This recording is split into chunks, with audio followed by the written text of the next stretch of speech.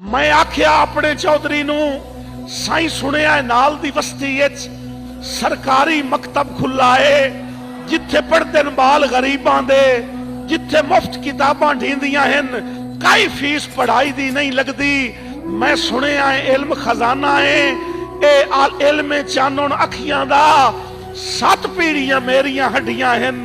सरकार दी ताबेदारी विच इहो मंगना अजर गुलामी दा, सदियां दियां अनियां अखियां विच मैं इल्म दा सुरमा पावना है, मैं अपना पुत्र पढ़ावना है।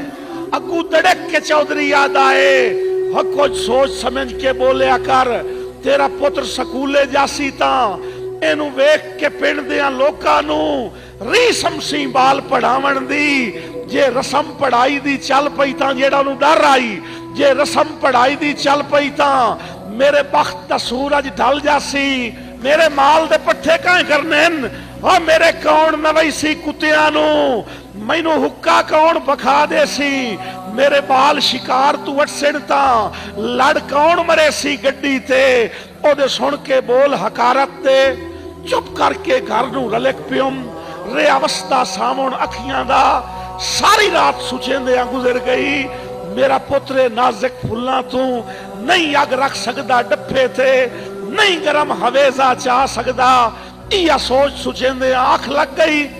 एक वेखिया मंजर ख्वाब दे विच मेरे पुत्र दी कंड ते बस्ताए, ओदे हाथ च हार है फुल्लां दा। उताड़ियां चा के गल मेरे ओ हार पवावना चाहता है। अजे अख दा ख्वाब अधूरा हा, इतू घर दा कुंडा खड़क पिया। मैं पूछया कौन है, की आना है? अगू बोले आ मुंशी चौधरी दा, तेनू चौधरी साहब सदेंदे हन। मैं आख्या आखी चौधरी नू मैनू ना फरमानी माफ करे, मेरे पैरी लज दियां बेड़ियां हन, मेरे आके हाथ मफलूज ता नहीं। मैं अजला ढेड चू ढो लईए, मैं कहीं दी नौकरी नहीं करनी।